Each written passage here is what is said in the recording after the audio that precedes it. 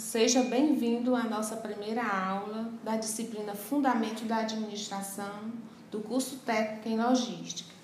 Meu nome é Gorete Negreiro e eu sou professora da disciplina Fundamento da Administração. Como já falei na aula passada, teremos mais 3 encontros e em cada um trataremos de assuntos importantes sobre as organizações. Nessa aula serão abordados os conceitos iniciais sobre o que é administrar, os setores em que as empresas estão inseridas, os tipos de recursos organizacionais, a constituição das empresas, as funções da administração e, por último, como funciona o processo administrativo. Então, vamos lá. O conceito de administração. Segundo Chiavenato, a administração é o ato de trabalhar com e através de pessoas para realizar tanto os objetivos da organização quanto de seus membros.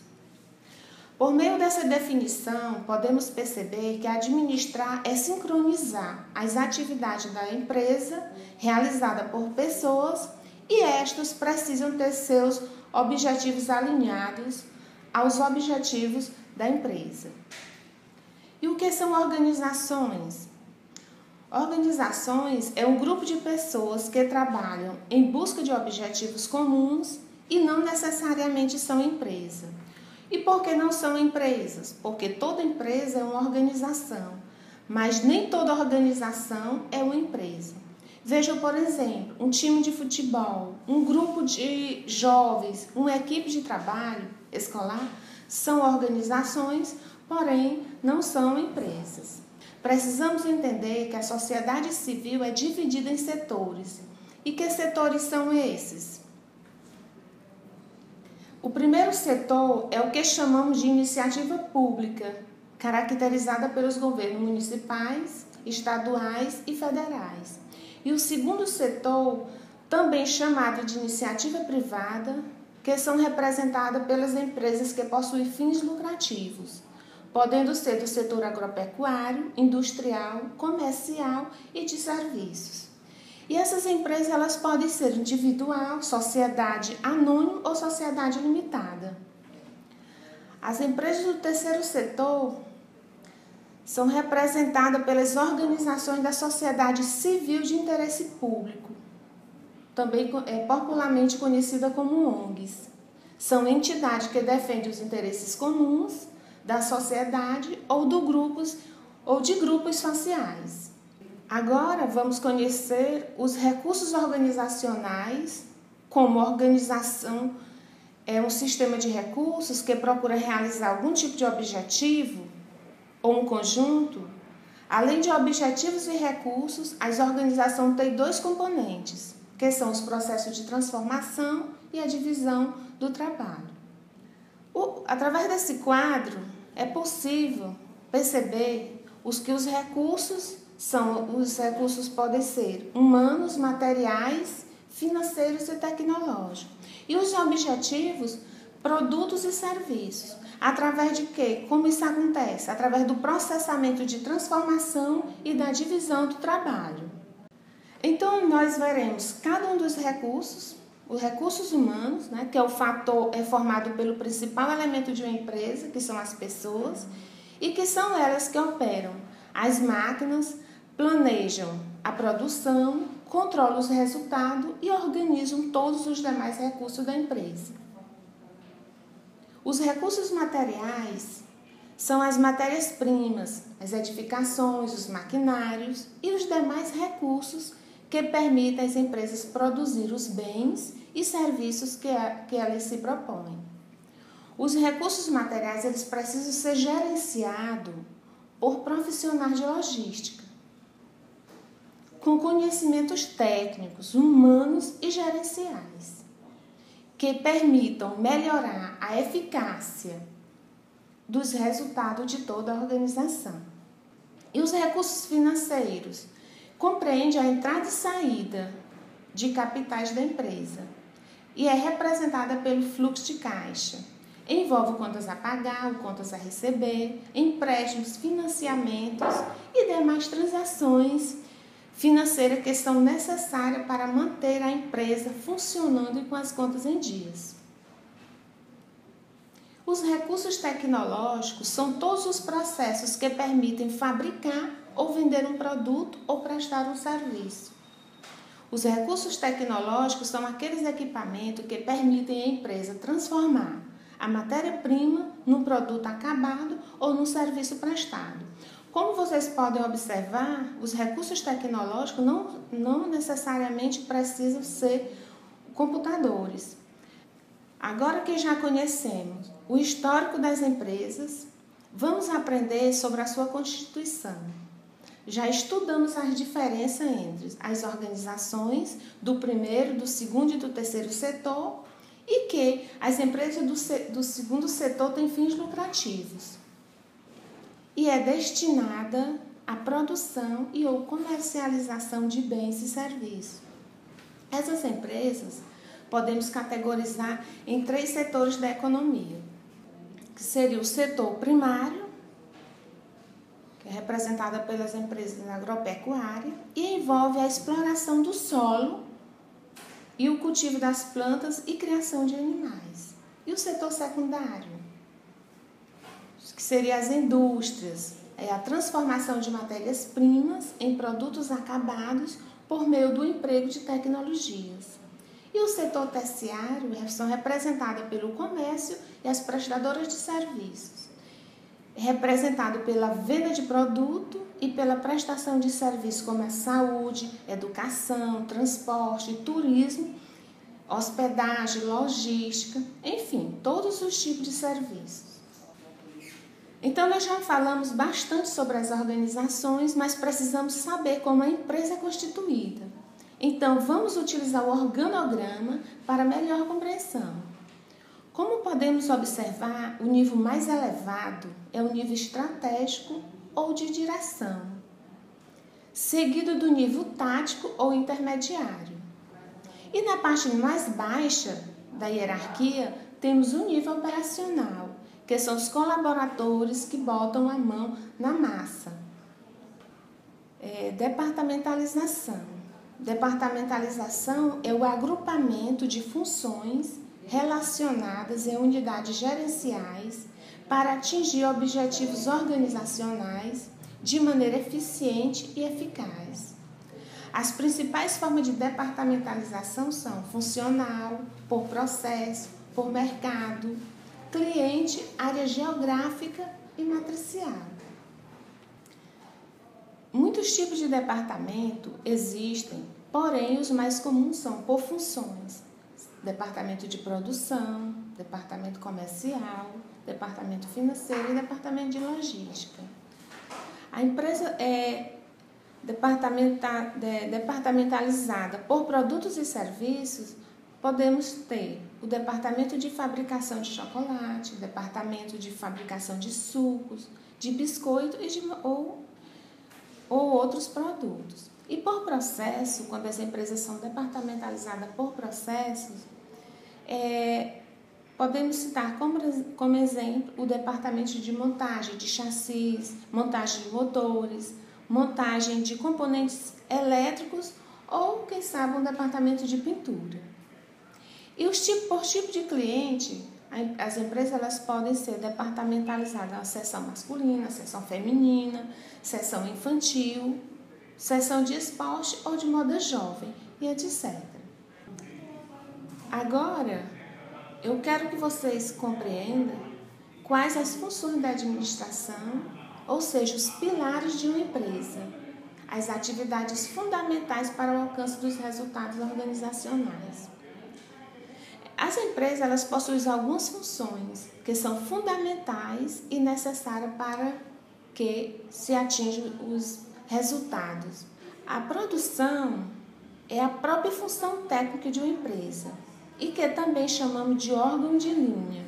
A função financeira é decorrente da função de produção, ou seja, a partir do momento em que fabrica ou vende um produto ou serviço, há a geração de renda e assim existe a função financeira da empresa.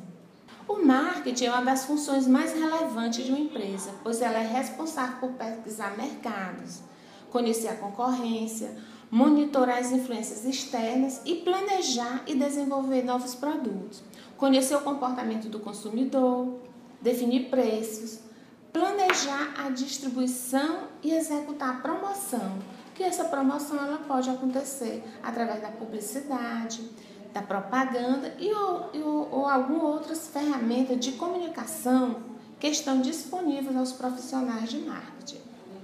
Os recursos humanos é uma função empresarial sendo responsável pelo gerenciamento de pessoas, através do processo de gestão de pessoas.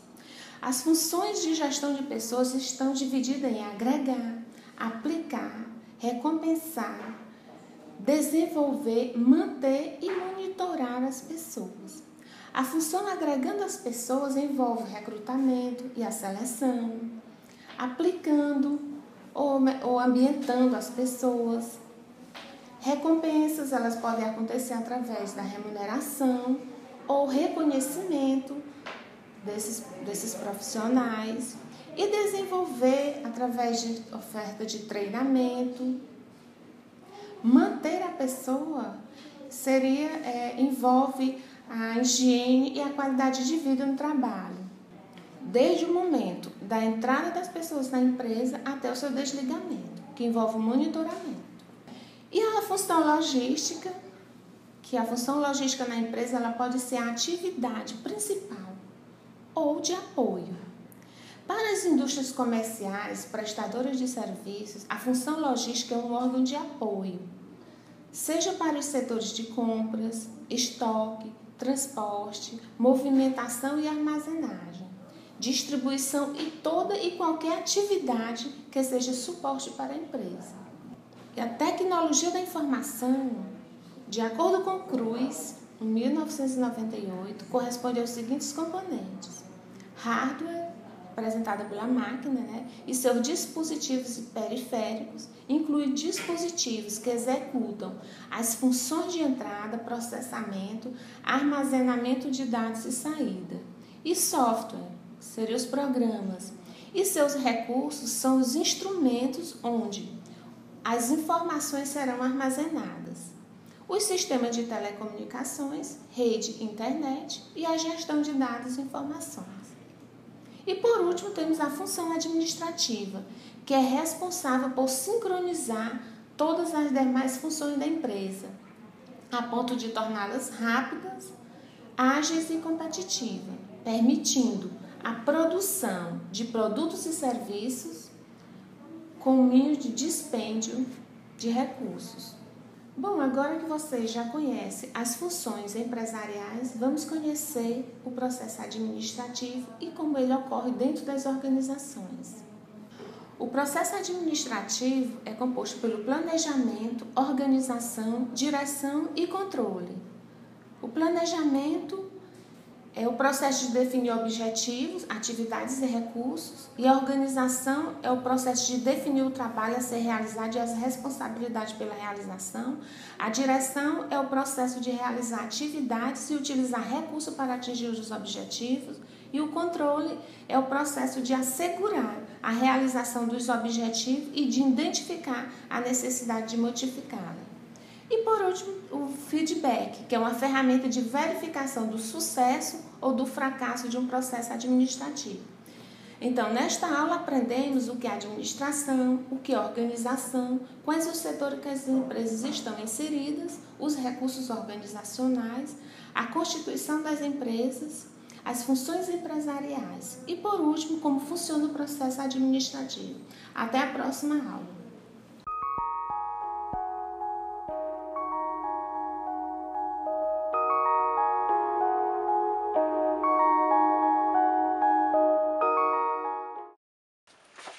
Olá, senhores! Vamos falar sobre a hierarquia das necessidades, ou também como ela é conhecida, a pirâmide de Maslow, porque foi Maslow quem idealizou, quem estruturou essa teoria. O Maslow foi um psicólogo humanista do início do século XX, certo? Então esse assunto vai interessar quem trabalha com motivação, RH, administração, e também vai interessar as pessoas que gostam de psicologia humanista. Vamos lá?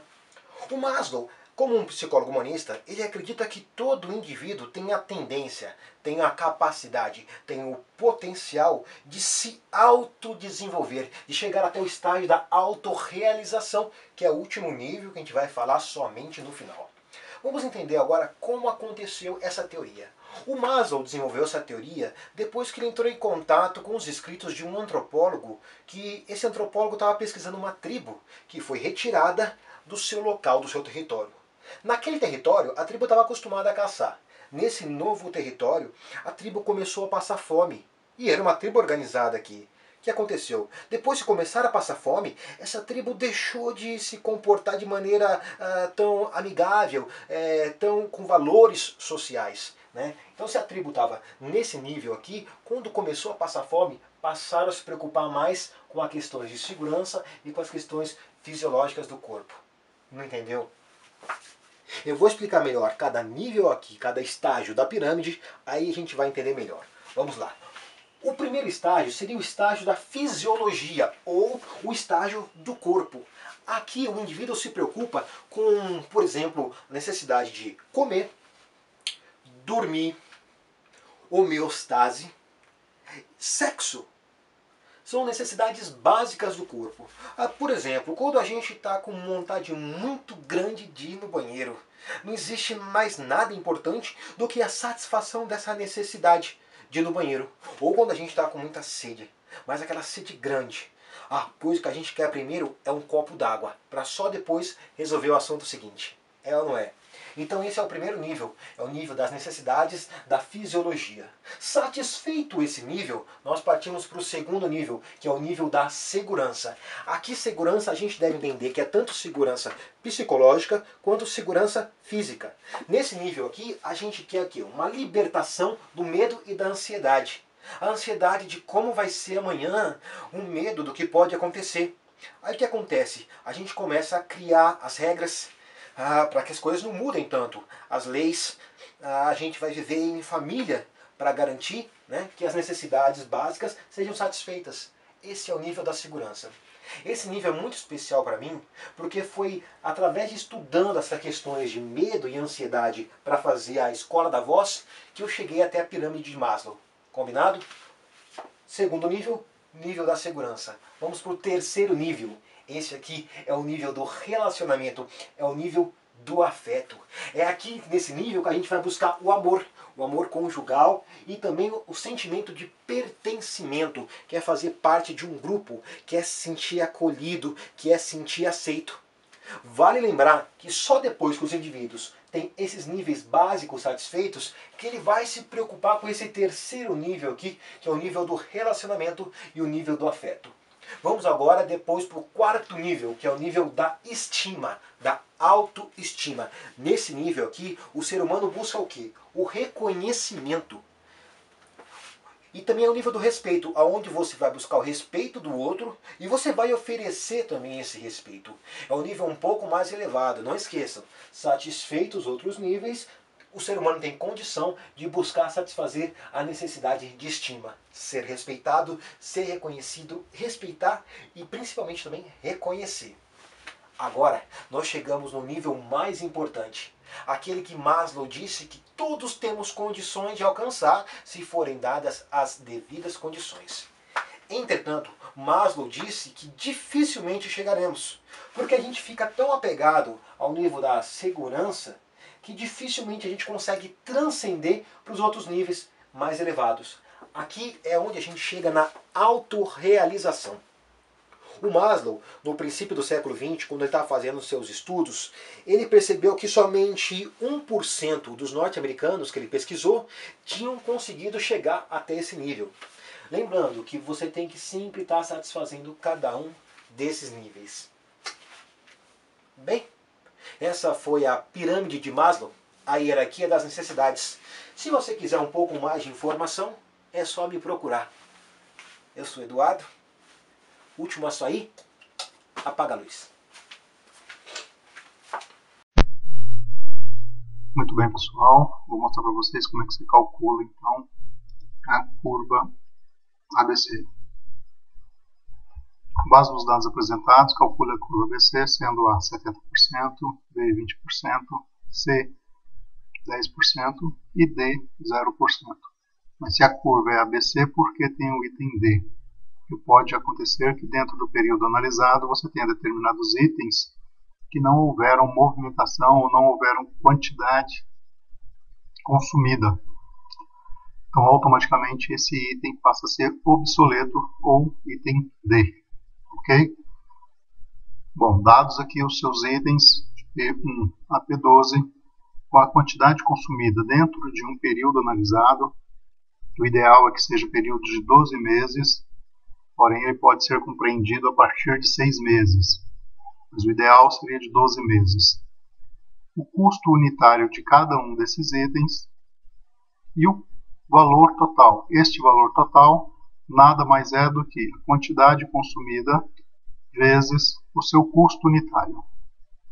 A partir desta tabela, eu vou construir uma outra tabela então, incluindo também percentual acumulado e classificação.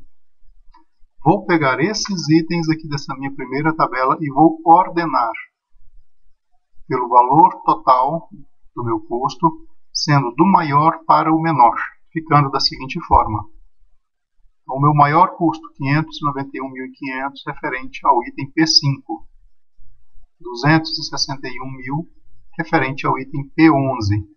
E assim por diante. Faço então a somatória do meu custo total. Todos os meus itens durante esse período analisado deu um total de 1.220.265. Vou verificar agora qual o percentual de participação deste item em relação a este total. Ou seja, quanto isso aqui representa deste total. 591.500 dividido por 1.220.265 vezes 100 é igual a 48,47. Este mesmo cálculo eu vou repetir para todos os itens. 261.000 dividido por 1.220 e vou colocar o percentual nesta célula. Vou fazer isso com todos os itens. De maneira que a soma desses percentuais seja igual a 100%. Ok? Vou fazer agora a coluna de percentual acumulado. No primeiro item eu apenas repito o percentual. No segundo item eu vou começar a acumular. 48,47 mais 21,39 é igual a 69,86. 69,86 mais 11,39, 81,25. 81,25 mais 5,74, 86,99. E assim por diante até o final. De maneira que aqui também ele termine com 100%. Vou fazer agora a minha classificação. Como diz aqui, o meu item A é aquele que chegar mais próximo do 70%. Quem está mais perto do 70% aqui, no caso, é o item P11. Então, o item P5 e o P11 fazem parte da curva A. Então, aqui eu passo uma linha separando. E aqui eu vou determinar, então, que esses dois primeiros itens fazem parte da minha curva A. Os itens curva B são os próximos 20%. 70 mais 20, 90%. Então, quem está mais próximo do 90% aqui? Quem está mais próximo do 90% é o P10, que tem 90,16. Passou um pouquinho, tem algum problema? Não, não tem problema. Você sempre vai verificar qual item está mais próximo dos 90%. Então, os itens compreendidos até onde finalizou a classe A vão ser itens B. Item C, os que estiverem a partir dos 90% até os 100%. Então, todos esses são itens C. Aqui nós não temos nenhum item D, porque não tivemos item sem consumo. Mas por que chama curva ABC? Então, se ele me mostra apenas uma classificação. Porque se eu pegar aqui e montar um gráfico de linha, eu vou ter um gráfico muito parecido com esse. Mostrando que o item P5 e P11 fazem parte da classe da curva A. P12, P1 e P10 fazem parte da curva B e os demais itens fazem parte da curva C. Se vocês olharem no plano cartesiano, vocês vão ver que ele faz uma curva ascendente. Ok? Espero que tenha ajudado. Muito obrigado, um abraço a todos.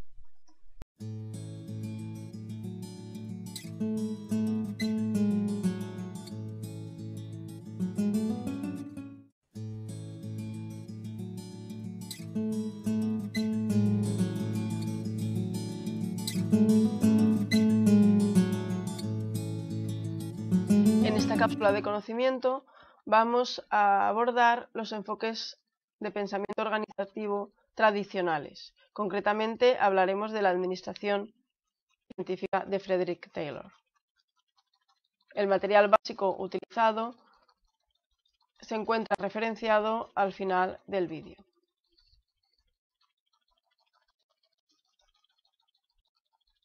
Como introducción al vídeo utilizaremos el esquema que ya hemos visto en cápsulas anteriores, en el que hemos reflejado o clasificado las principales escuelas de pensamiento que vamos a trabajar a lo largo de la unidad en un eje temporal en función de su aparición a lo largo del tiempo.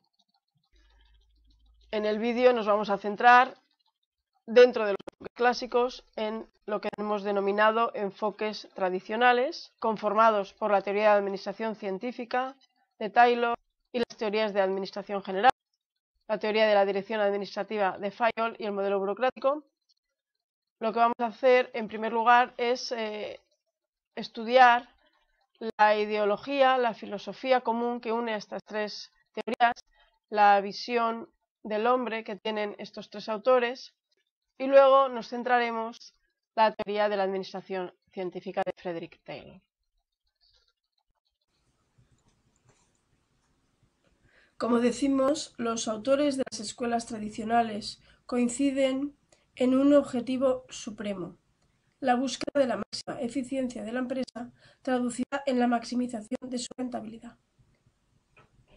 Las principales escuelas que pueden quedar incluidas dentro del enfoque tradicional son la teoría de la administración científica de Frederick Taylor y las teorías de la administración general. Dentro de estas destacan la teoría clásica de la administración o dirección administrativa de Henry Fayol y el modelo burocrático de Max Weber. Estos enfoques ponen énfasis en el estudio científico de la estructura.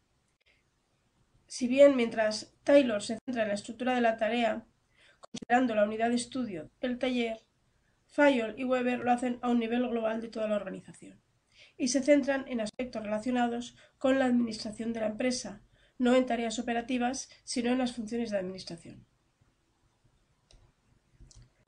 Como características comunes al conjunto de teorías que agrupan este enfoque, y junto al objetivo único de maximizar la rentabilidad y la eficiencia de la organización, podríamos considerar las siguientes: la racionalización y formalización del trabajo, que hace referencia a desarrollar una única manera de hacer el trabajo, una manera pensada, razonada, científica de hacer el trabajo, la mejor manera de hacerlo, y luego conseguir que todos los trabajadores realicen las tareas de esa manera racionalizada, por lo tanto formalizar el comportamiento. La visión mecanicista del obrero, del que solo se busca o solo se desea su capacidad física para trabajar, se considera como un elemento más una parte más de la maquinaria. La consideración del hombre económico, en el sentido de que el hombre no está interesado ni está motivado para trabajar más que por aspectos económicos. La división del trabajo y la especialización.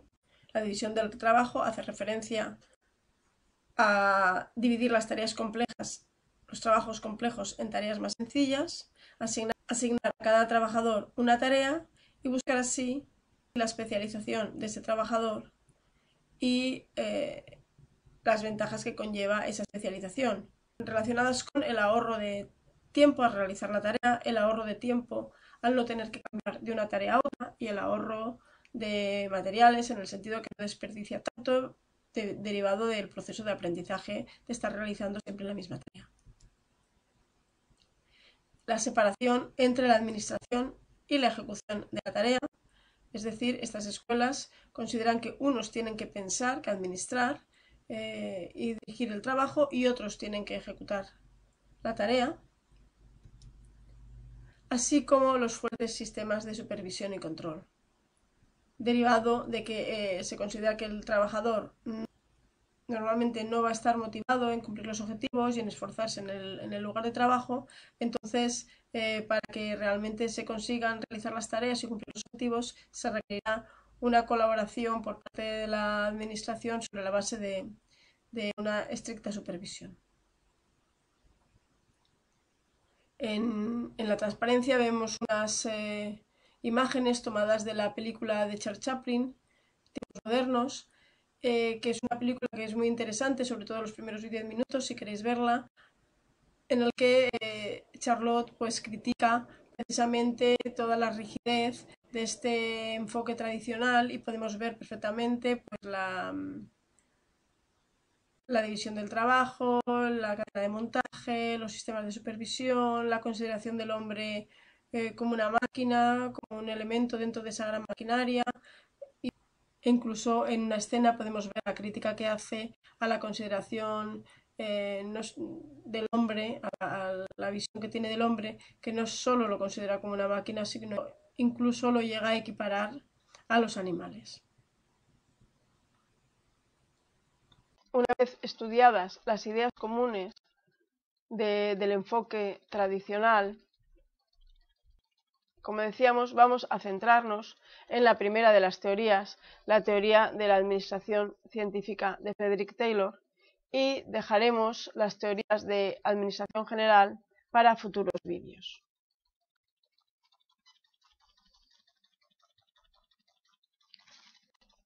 La teoría de la administración científica pone el énfasis en las tareas y trata de aplicar los métodos científicos a los problemas de administración para alcanzar la eficiencia industrial. Aparece a principios del siglo XX, iniciada por el ingeniero americano Frederick Taylor, y su enfoque tuvo numerosos seguidores. Frederick Taylor, al que se considera el padre de la administración científica, procedía de una familia de cuáqueros de rígidos principios, por lo que se asombraba de las ineficiencias de los trabajadores. Procurando corresponder a la empresa en la que había prosperado, se propuso estudiar la situación para tratar de mejorarla.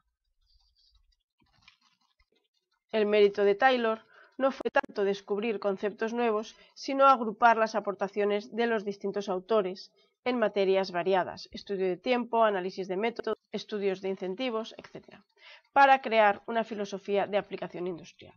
El resultado de su trabajo fue la publicación de un libro en 1903, Administración de talleres, centrado en las técnicas de racionalización del trabajo del obrero a través del estudio de tiempos y movimientos. Y en 1911 publicó su obra más famosa, el libro de Principios de Administración Científica, cuando concluyó que la racionalización del trabajo operativo debería estar acompañado de una estructura general de la empresa que hiciese coherente la aplicación de los principios. El objetivo, por lo tanto, la preocupación principal de este autor es mejorar la productividad de la empresa y, como decimos, se centra en una visión de taller. Taylor aseguraba que la industria de su época padecía de determinados males. Por un lado, la holgazanería sistemática por parte de los trabajadores, consideraba que los trabajadores eran perezosos y que se tomaban el trabajo con tranquilidad y además de forma intencionada. Esto lo justificaba fundamentalmente por la creencia de la época por parte de los trabajadores de que el mayor rendimiento del hombre y de la máquina daría como resultado el desempleo de un gran número de obreros. Junto con esto, además, esta holgazanería estaba también provocada por los sistemas deficientes de administración y los métodos empíricos ineficientes, que obligaba a los obreros a la ociosidad en el trabajo y el obrero desperdiciaba parte de su tiempo y de su esfuerzo. En su empresa no existían conceptos claros acerca de la responsabilidad del trabajador y de la gerencia, las decisiones se tomaban con base a la intuición y los trabajadores eran ubicados en las distintas tareas sin tener en cuenta sus aptitudes, sus habilidades, etc. Pero lo más importante para él era el conflicto entre trabajadores y directivos, entre los intereses de los trabajadores y de los directivos. Para subsanar estos males y mejorar así la productividad, ideó su sistema de administración científica. Su teoría, como decimos, parte del objetivo fundamental, que es mejorar la productividad, como la única forma para compatibilizar los intereses contrapuestos entre amos y obreros. Esta teoría de la administración la sintetizó en 4 principios de administración científica que son su principal aportación. El primero, desarrollar una ciencia de la administración racionalizando el trabajo para determinar el mejor método para llevar a cabo la tarea, sustituyendo el criterio del trabajador por la norma establecida. Dividió el trabajo en tareas, analizó el tiempo que tardaba en realizar cada tarea, los movimientos que se empleaban y el método más adecuado para realizar cada tarea.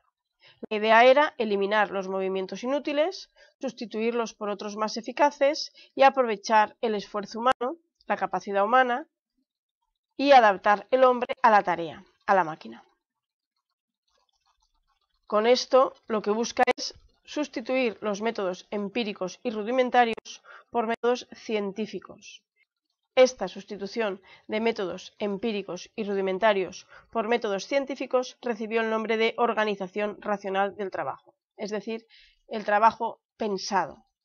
El ingeniero va a pensar la mejor forma de realizar un trabajo, ese trabajo pensado, y entonces los trabajadores ya no tienen que utilizar sus criterios arbitrarios, sino utilizar siempre esa mejor forma única de realizar el trabajo.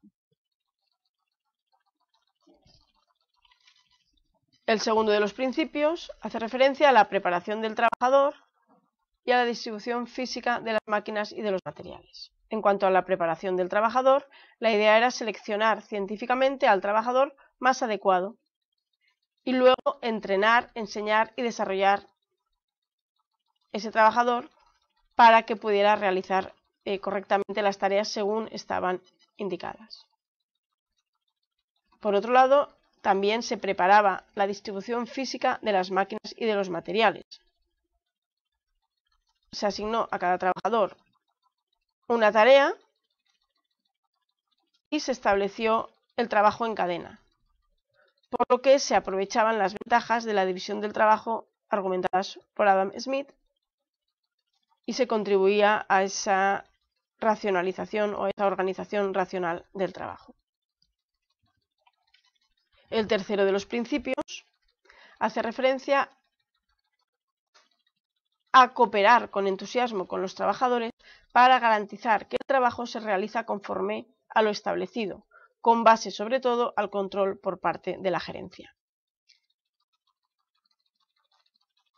Como decíamos, la actitud pesimista de este autor respecto a la naturaleza humana le llevaba a considerar al hombre holgazán, irresponsable y negligente, al que solo le interesaba satisfacer sus necesidades físicas y por lo tanto solo trabajaba por dinero.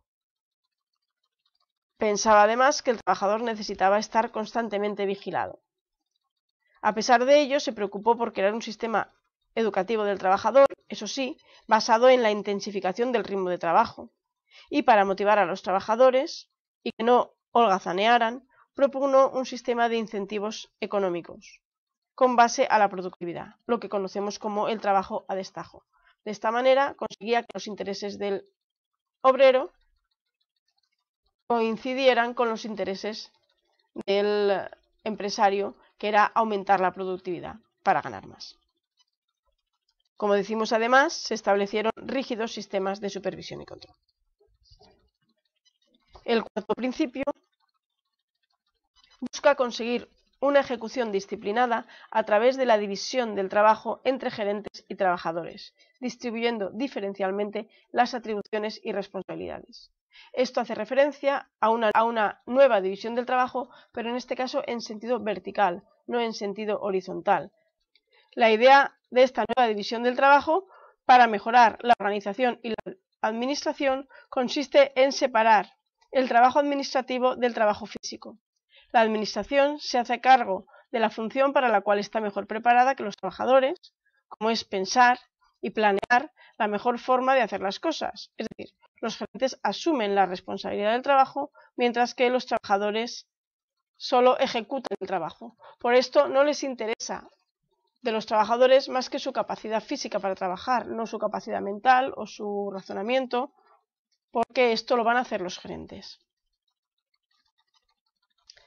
Las repercusiones de la teoría de la administración científica fueron muy importantes. Destacamos la aportación de Henry Ford a este enfoque de pensamiento. Henry Ford fue el fundador de la compañía Ford y fue el primero en aplicar los principios de la administración científica de Taylor a la práctica. Él lo que hizo fue introducir todas las teorías de división del trabajo y aplicar la idea de la cadena de producción a la fabricación de automóviles. ¿Cuáles fueron las implicaciones de su actividad? Que esta manera de producir se le denominó el Fordismo. El modelo T fue el primer coche que se fabricó en serie en las fábricas Ford, y fijaros en estos ejemplos de cómo afectó al sistema productivo la introducción de las teorías de Taylor. Por ejemplo, para armar un chasis, los trabajadores se colocaron en secuencia y una banda transportadora llevaba el trabajo a los obreros. Los obreros no tenían que moverse. El automóvil podía ensamblarse sin interrupciones. Esto llevó a que el tiempo de armado del chasis pasara de 13 horas a 1 hora y media. Otro ejemplo, para montar un volante, dividió el trabajo en 29 operaciones distintas, simples. Puso el producto en una banda mecánica, cambió la altura de la banda para ajustar la máquina al hombre y a las condiciones humanas, etc. Y con estos cambios consiguió reducir el tiempo de montado del volante de 20 minutos a 5 minutos. Esto produjo una revolución en los sistemas productivos de la época, porque incluso mejorando, como hizo, las condiciones laborales de los trabajadores, consiguió reducir el coste del automóvil de tal manera que consiguió que un producto que era hasta ese momento considerado como un producto de lujo y solo accesible para unos cuantos, consiguiera convertirse en un utilitario.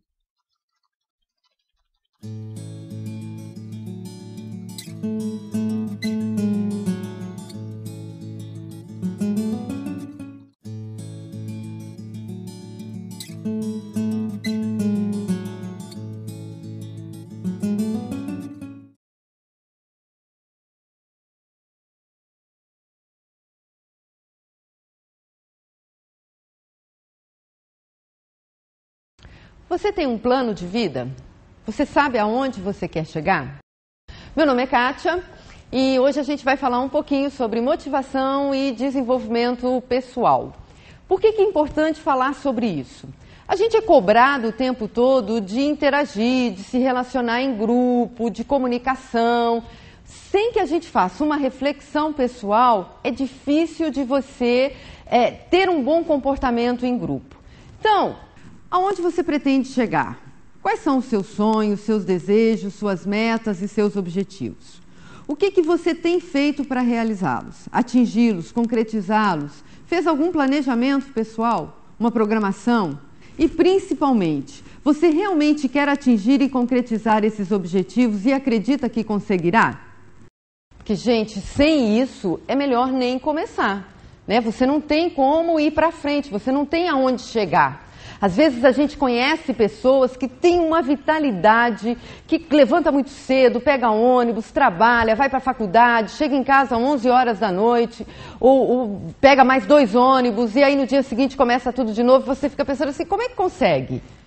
Podem ter certeza absoluta, ele tem uma missão, ele tem um objetivo, ele sabe exatamente aonde ele quer chegar.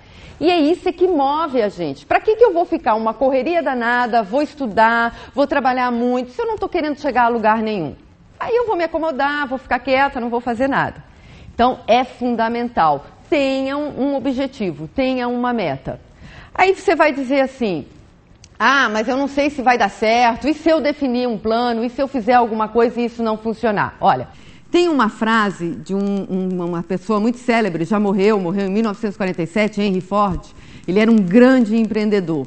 Ele diz o seguinte, se você acha que pode, você está certo. Se você acha que não pode, você também está certo.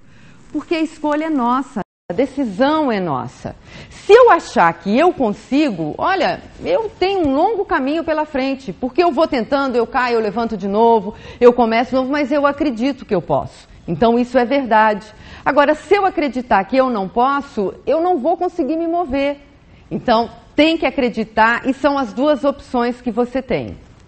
Como concretizar o que não acredita? Né? Crescer no trabalho se você acha que não tem habilidade, não tem competência e que as pessoas que trabalham ao seu redor são muito melhores que você. Viver feliz e realizado se acredita que jamais será reconhecido. Somos tão tolos assim, gente, a ponto de vivermos em busca de frustrações, decepções, acreditando que a gente não vai conseguir? Eu acho que é uma coisa meio até triste de se pensar que é dessa forma que a gente vai ser, né? Não pode ser assim. A gente tem que planejar, tem que pensar no futuro, tem que ter alternativas e tem que acreditar que você consegue. Né? E começar de novo, se for o caso, e levantar, e sacudir a poeira, e ir em frente. Nós não sabemos o que vai acontecer no futuro. Ninguém sabe. Mas temos certeza de que lutamos por algo que acreditamos, ou precisamos ter essa certeza. Mesmo que venhamos a conhecer a derrota, nos preparamos para ser vencedores e não perdedores. A vida dá tombos, e não é só com você, não é só comigo. Isso acontece com todo mundo. Uma hora, mais cedo ou mais tarde, a gente pensa que está indo tudo bem, de repente, você leva um tombo e aí você tem que ter a capacidade de recomeçar, porque é assim que funciona. Outro ponto importante que a gente não pode esquecer é que a gente tem muita gente ao redor da gente que torce contra, que fica, tomara que ele não consiga, tomara que ele não consiga. Por quê? Porque não quer ver você fazer sucesso, não quer ver você ir para frente. Se ele não consegue, por que você vai conseguir? Até tem que tomar cuidado com essas pessoas. A gente tem que aprender a identificar essas pessoas. Tem algumas coisas que refletem basicamente nesse nosso comportamento no ambiente de trabalho e que a gente precisa aprender a desenvolver uma capacidade de administrar isso, de ter um jogo de cintura. Se você parar para pensar, a gente passa a maior parte do nosso tempo trabalhando, lidando com pessoas, com equipes, com os nossos superiores. Só para dar um exemplo, o dia tem 24 horas, mais ou menos 8 horas você passa dormindo. 2 horas se deslocando, do trabalho para casa, de casa para o trabalho. 8 horas no trabalho, né? Um período normal. 2 horas no almoço, que pode ser em casa ou pode ser no serviço, mas normalmente são 2 horas corridas, não dá tempo para conversar, não dá muito tempo. E o que sobra? 4 horas para família e amigos. No convívio com as pessoas, então, da família, nós temos aí 4 horas. Do trabalho, a gente fica em torno de 8 a 10 horas do nosso dia. E sabe o que é o mais engraçado disso? É que quando você vai escolher a pessoa com quem você vai casar, você namora, você fica noivo, casa. noivar anda meio fora de moda, mas de qualquer forma você tenta conhecer as habilidades, os hábitos, as manias da pessoa, quais são as suas afinidades com ela, porque essa é a pessoa que você está escolhendo para viver o resto da sua vida. E aí, olha só que engraçado, você passa 4 horas do seu dia com essa pessoa. No entanto, a maior parte do tempo você passa com pessoas que você não escolheu, que você não conhece as afinidades, que você, talvez até se você pudesse, nem conviveria com elas. Não seriam pessoas que você escolheria para conviver. Mas não é opcional, isso você não tem escolha. Isso é uma situação que ela acontece. Né? As pessoas se juntam para trabalhar por outros interesses e não por afinidade.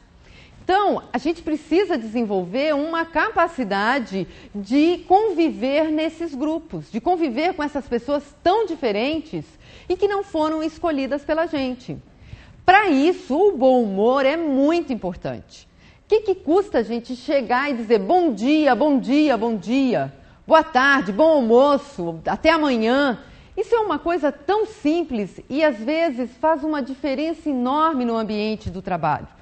Às vezes, você é pego em situações de surpresa, né? Coisas que não estão sob o seu controle, que você não estava esperando que acontecesse.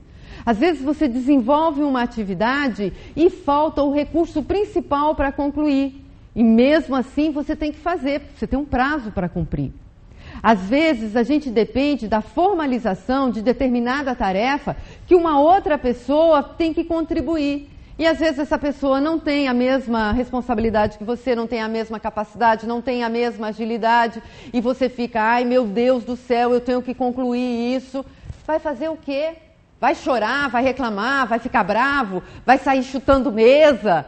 Não, gente, isso daí não é um comportamento adequado e garanto para vocês, não vai resolver absolutamente nada. Vai só piorar, a coisa só vai ficar mais ruim. Então, tem uma regra assim, simples, boba, que é a da boa convivência. Tem um filósofo chinês chamado James Lin, ele diz sempre, quem ri junto trabalha melhor. Quando você, no ambiente de trabalho, tem um clima de bom humor, de alegria, esse ambiente é mais leve, é mais tranquilo, as pessoas interagem mais, as pessoas se relacionam melhor. Em compensação, no ambiente onde tem o mau humor, onde é o mau humor que predomina, as pessoas não se falam, é aquele ambiente pesado, você entra na sala, parece que tem aquela nuvem negra em cima do ambiente, em cima da sala, assim, porque isso contamina, pode ter certeza absoluta. O bom humor contamina e o mau humor também contamina. Existem algumas condições que geram a satisfação profissional.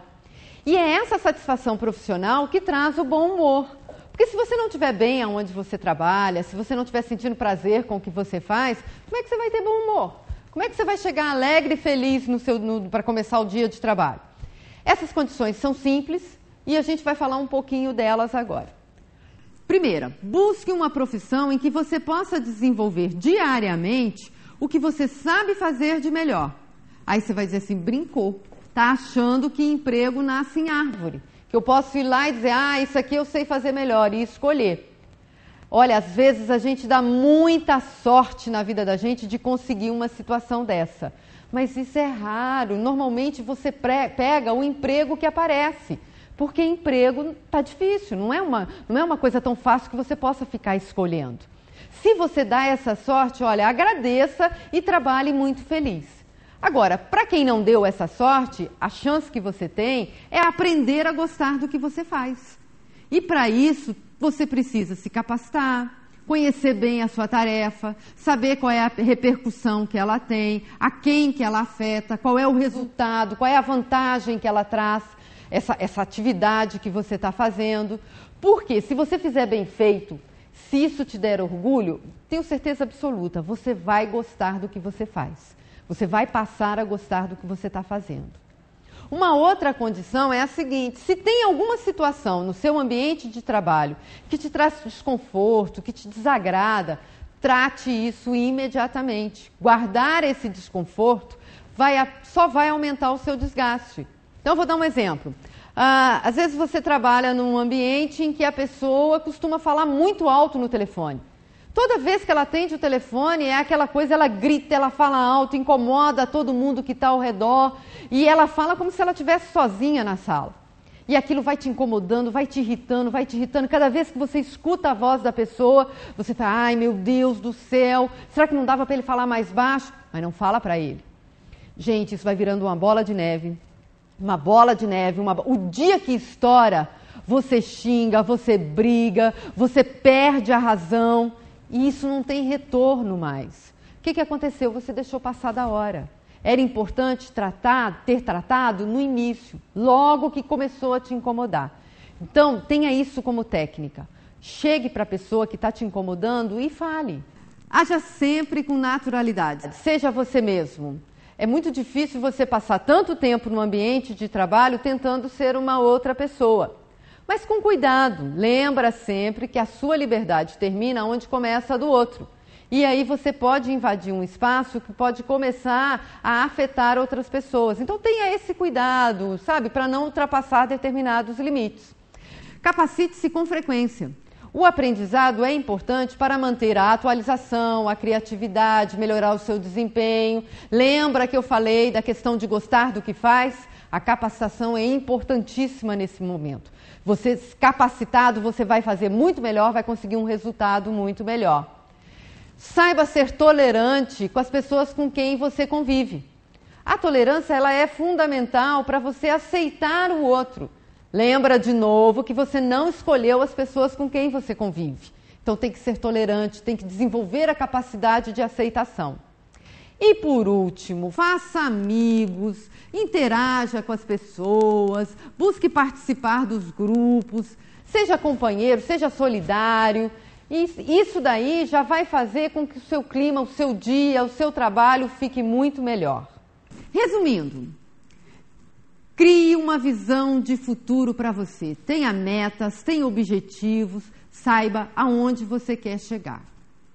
Busque fazer aquilo que você gosta, aquilo que você sabe fazer de melhor. Ou, se isso não for possível, busque gostar daquilo que você faz. Desenvolva essa capacidade. Pratique o bom humor no seu ambiente de trabalho. Isso já vai ser um grande ganho e com isso você já vai ter uma melhora assim enorme em tudo que você faz. E aí é só ser feliz, não tem para onde correr. Você vai estar bem com você mesmo, bem com as pessoas com quem você trabalha e o seu resultado com certeza vai ser muito melhor.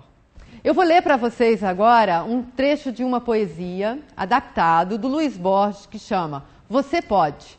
Eu acho que tem tudo a ver com tudo que a gente conversou aqui hoje. Você pode curtir ser quem você é ou viver infeliz por não ser quem você gostaria de ser.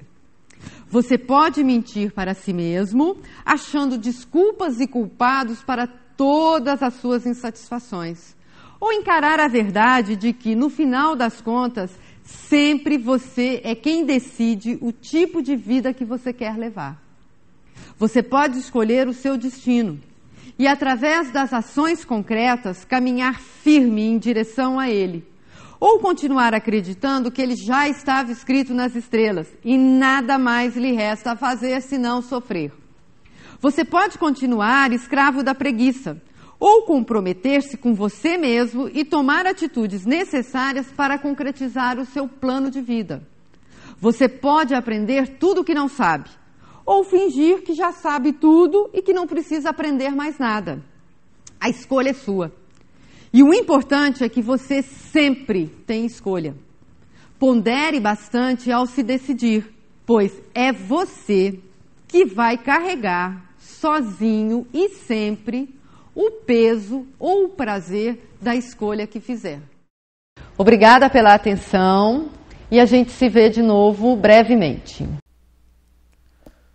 Olá pessoal, tudo bem? Bem-vindos ao nosso curso teórico de Gestão de Segurança da Informação.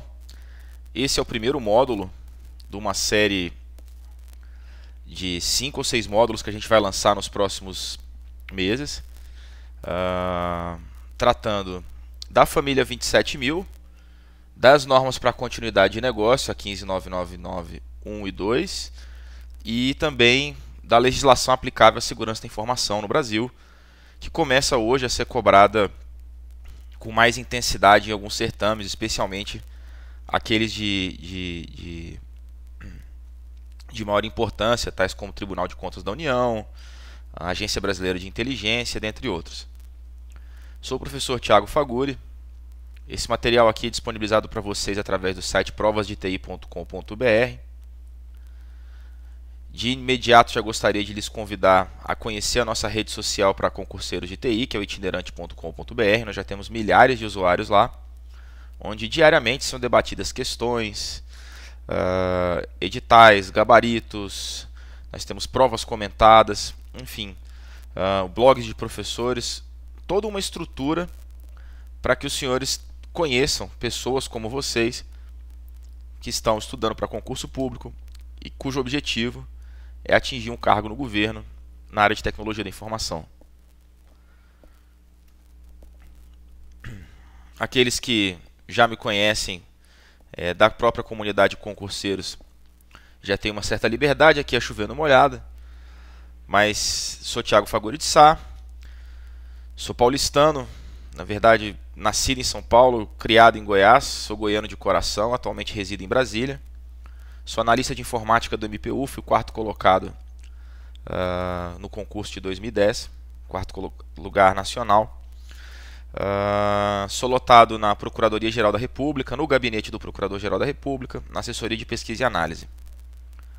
Sou MBA em gestão pela FGV do Rio, tenho a certificação em ITIL V2 em fundamentos, devo atualizar em breve para V3.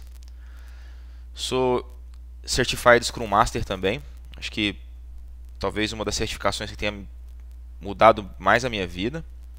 E tenho aprovação em diversos concursos, né? A maioria deles vocês vão ver que um pouquinho direcionado a Goiânia, porque eu não escondo de ninguém que meu intento é voltar para lá.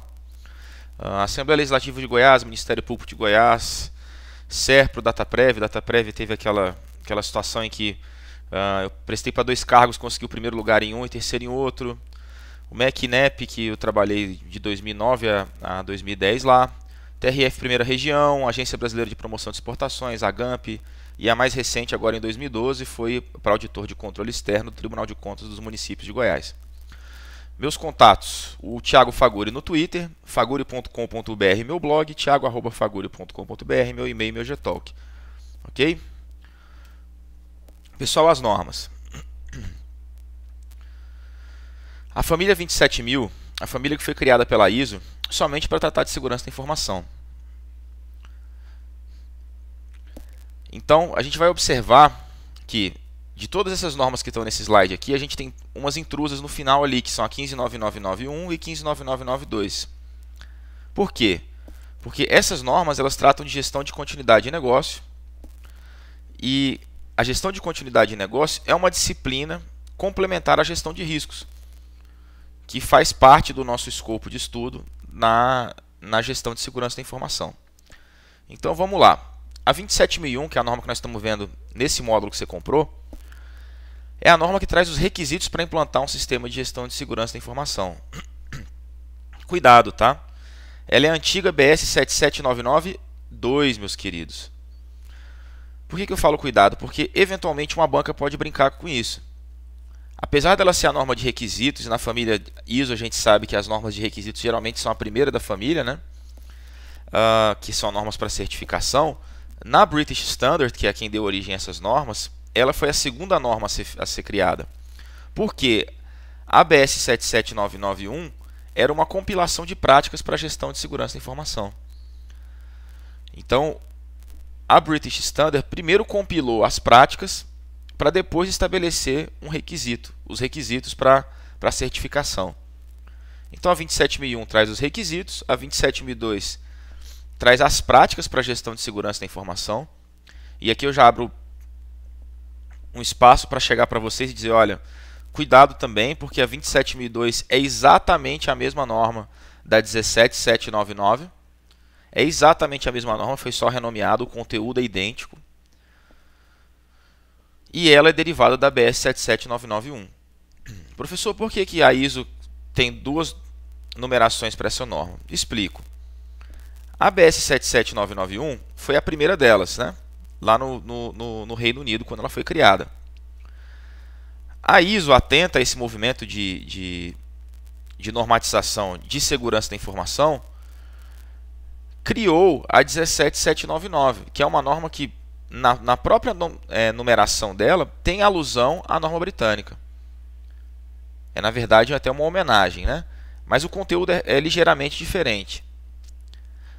Quando foi criada a família 27000, que trata somente de segurança da informação, aí sim a ISO pegou essa 17799, renomeou e colocou na família ISO como 27002.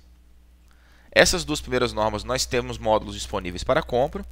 A 27005 nós vamos ter em breve, também no site provasdeti.com.br, que está sendo muito cobrada nos concursos do CESP, que trata da gestão de riscos de SI. 27004, 27003, 6 e 7 são normas que ainda não são cobradas em concurso.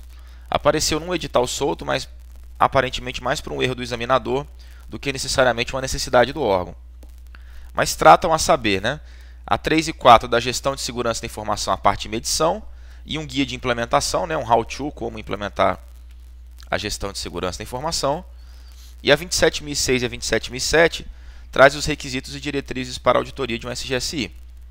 Ou seja, essas 4 normas que nós estamos falando aqui agora são normas que ainda não estão em concurso e por isso ainda nós também não vamos ofertar material nesse primeiro momento. A 159991 e 2 são normas para continuidade de negócio, os termos delas são bem focados mais para business mesmo do que para necessariamente segurança da informação, mas a gestão de continuidade de negócio é uma disciplina complementar à gestão de riscos. Então a gente também vai lançar um módulo referente a essas normas, ok? Vamos começar pelo objeto deste curso que os senhores adquiriram aqui, que é a 27001, requisitos para um sistema de gestão de segurança da informação. Estrutura dessa norma, gente. Toda norma ISO que encabeça uma família, ISO 27001, 9001, 14001, ela tem uma estrutura bastante semelhante. Por quê? Porque ela é uma norma para certificação. Se ela é uma norma para certificação, tem algumas coisas que ela tem que trazer que são obrigatórias na estrutura delas. E a primeira é a seguinte, ela tem que trazer requisitos. Ela tem que comandar uma série de requisitos aos quais você vai ser submetido para poder pleitear ou não uma certificação frente a essa norma, ok? Então, a norma se preocupa das seções 0 a 3 em trazer um nivelamento teórico. Primeiro, dizer ao que essa norma se propõe na introdução, o objetivo dela, seguido por uma referência normativa, que aqui nesse caso ela vai remeter lá para 27002, dizendo, olha, se você quer aplicar essa norma aqui, você quer uma certificação frente a 27001, é indispensável você fazer uma referência na 27002, porque lá estão as práticas para satisfazer os requisitos dessa norma aqui. A seção 3, perdão, já trata de termos e definições, já é um pequeno glossário da norma, e muitas questões de prova saem dessa seção 3.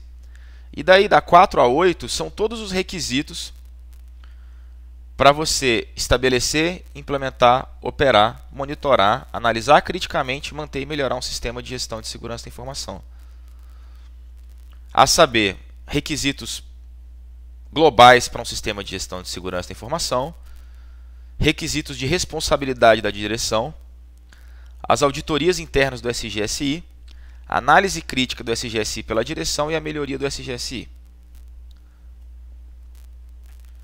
Nós temos também nessa norma os anexos, anexo A, B e C. O anexo A, gente, gostaria de chamar aqui a atenção de vocês. Ele contém todos os objetivos de controle e controle que vêm das seções de 5 a 15 da 27002. Exatamente todos eles listados, com uma pequena mudança no português. Então, esse anexo A ele é normativo aos olhos da 27001. Por quê? Porque ele traz, na verdade, todos os objetivos de controle e os controles, né, quer dizer, todas as práticas, as medidas de segurança e os resultados esperados para satisfazer aqueles requisitos que estão propostos aqui na 27001. Dessa forma, eu só lhes chamo a atenção para o seguinte. São todos objetivos de controle e controle da 27002? Sim, mas tem uma pequena diferença na redação. Como esta é uma norma para certificação, no anexo dela, o português, né, a forma como vem escrita, como vem escritos os controles, os objetivos de controle, vem sempre num tom de obrigação, porque essa é uma norma para certificação, dizendo o seguinte: a organização deve estabelecer uma política de segurança da informação. Ou a organização deve implementar um controle de acesso. Porque a gente já sabe que na 27002, que é um código de práticas, né, isso não acontece.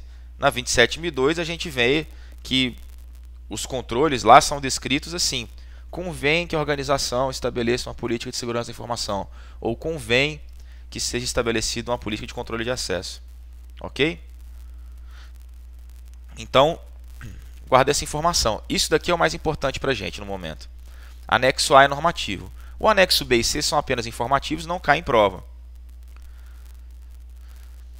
O anexo B, a saber, ele traz os princípios da OECD, que é aquela Organização Internacional para a Cooperação e Desenvolvimento Econômico.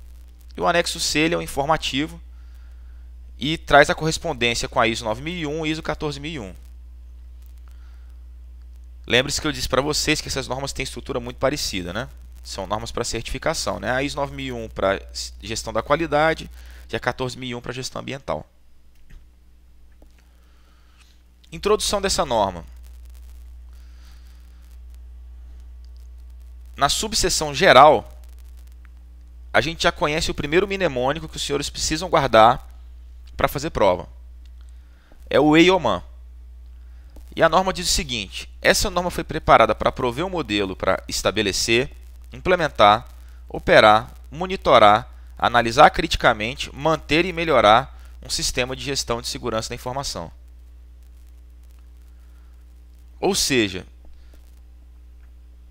o EIOMAN é todo um ciclo, né, um processo completo para que, desde o planejamento até a execução, a melhoria, eu estabeleça, né, crie e desenvolva um sistema de gestão de segurança da informação.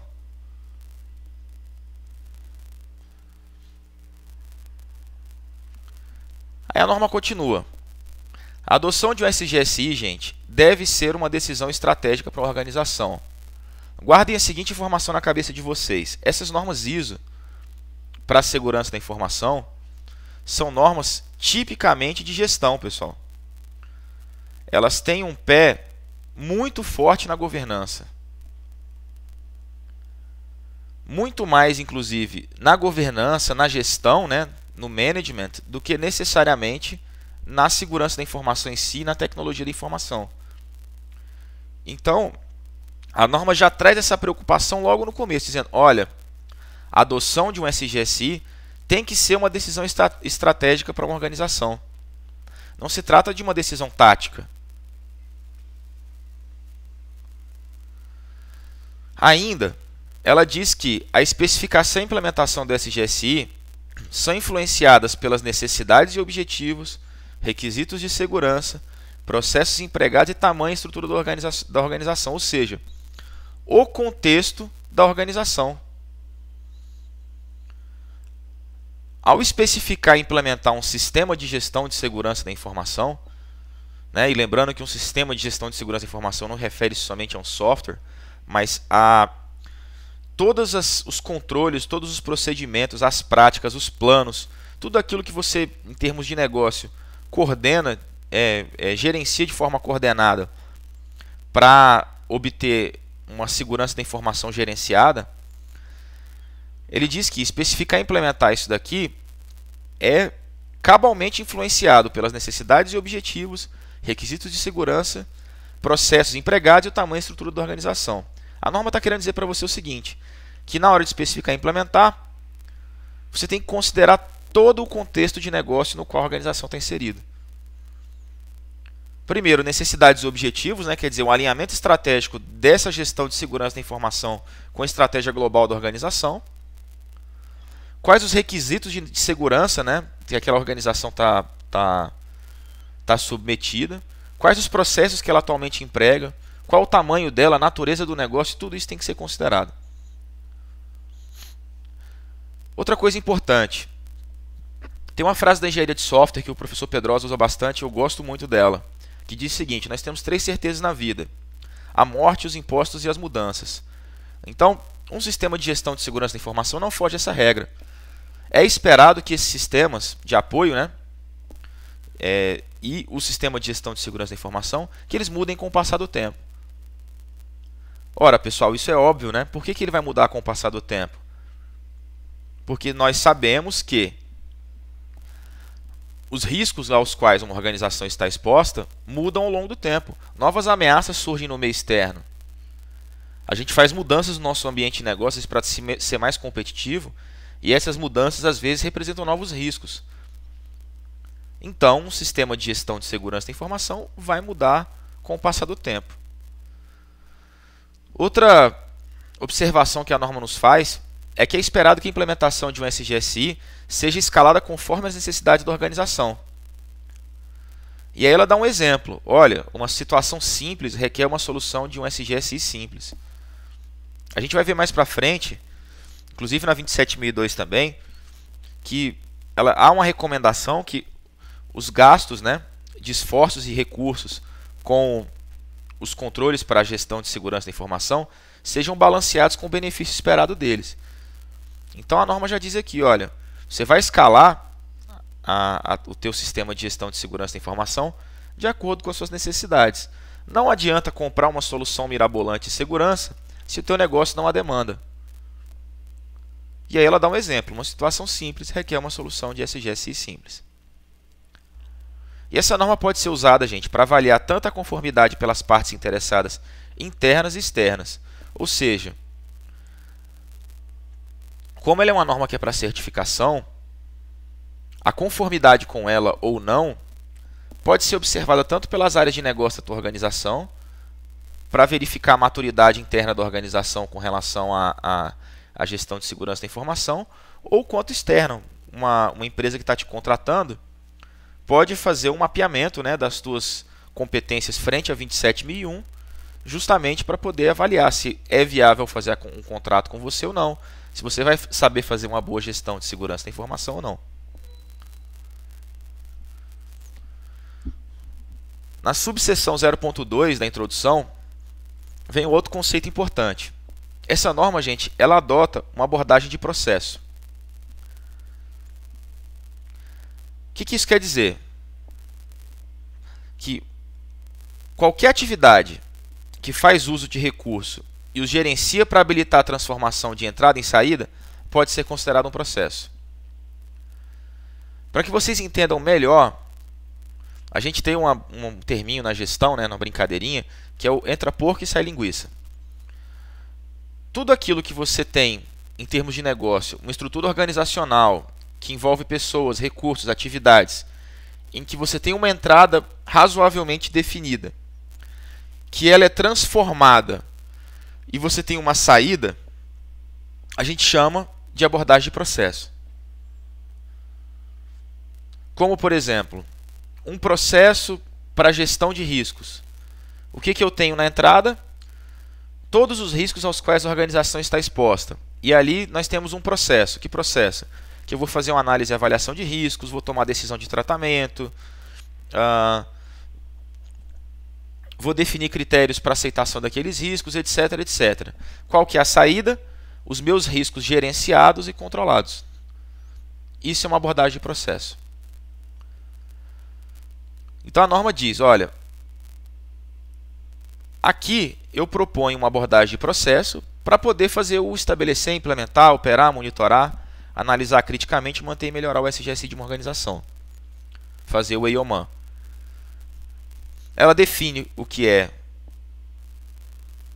o processo, que é qualquer atividade que faz recurso e o gerencia para habilitar a transformação de entrada e saída, e ela termina dizendo o seguinte, olha, frequentemente a saída de um processo forma diretamente a entrada do processo seguinte. Tranquilo, né, gente? Ainda dentro desse cenário de abordagem de processo, a gente tem a norma trazendo para a gente o seguinte, dizendo que essa norma adota o modelo conhecido como PDCA, Plan, Do, Check and Act, que é aplicado para estruturar todos os processos do Sistema de Gestão de Segurança da Informação. O que isso quer dizer? Pessoal, o ciclo PDCA foi bolado por um camarada chamado Deming, ou Demin, tem gente que chama de Demin, que dizia basicamente o seguinte: num processo organizacional qualquer, você só consegue estabelecer um ciclo virtuoso de qualidade, aquele em que a qualidade etapa a etapa evolui, se você executar 4 fases de um ciclo, que é o planejar, o executar, o verificar e o agir ou melhorar, que é o PDCA, Plan, Do, Check and Act. Dessa forma, aquele EIOMAN que a gente viu lá, aquele mnemônico nosso, que é o estabelecer, implementar, operar, monitorar, analisar criticamente, manter e melhorar, está absolutamente mapeado dentro desse ciclo PDCA. Por quê? Porque é um ensejo da norma que, na aplicação da 27001, você estabeleça um ciclo contínuo e virtuoso de melhoria.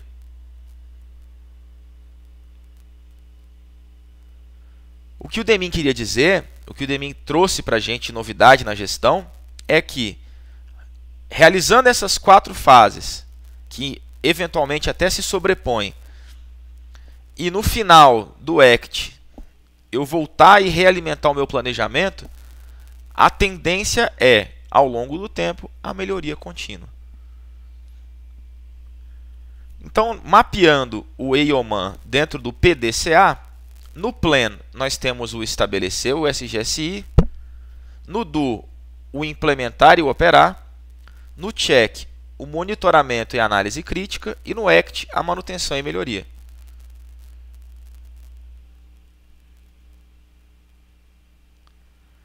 Decompondo essas atividades aí, o que nós temos? No Plan, né, estabelecer o SGSI, nós temos que estabelecer a política, os objetivos, os processos e procedimentos do SGSI, relevantes para a gestão de riscos e a melhoria da segurança da informação, para produzir resultados de acordo com as políticas e objetivos globais de uma organização.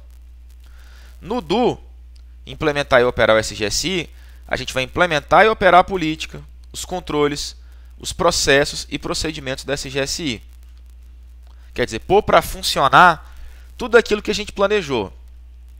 No Check, que é o monitorar e analisar criticamente o SGSI, a gente vai avaliar e, quando aplicável, medir o desempenho de um processo frente à política, objetivos e experiência prática do SGSI e apresentar os resultados para análise crítica pela direção.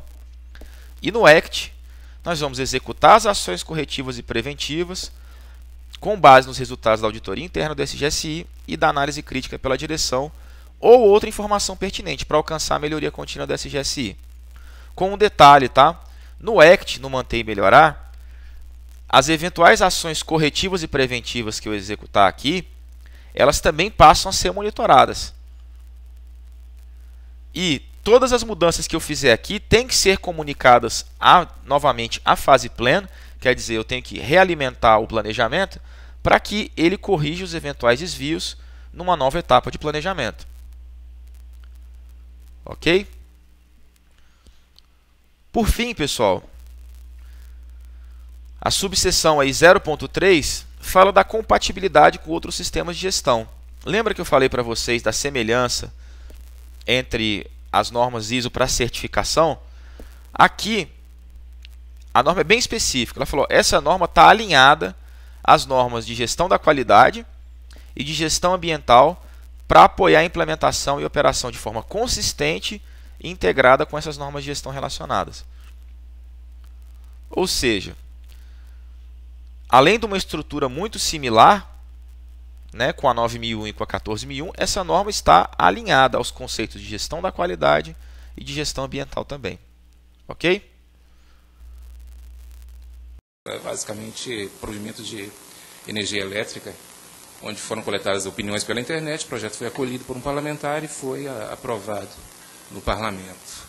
Então, respondendo objetivamente a sua pergunta, pelo menos nesse caso, sim, é possível acreditar naquele contexto. Mas é preciso lembrar também que a gente está falando de um mundo onde as pessoas têm, você, gentil, avatares, né?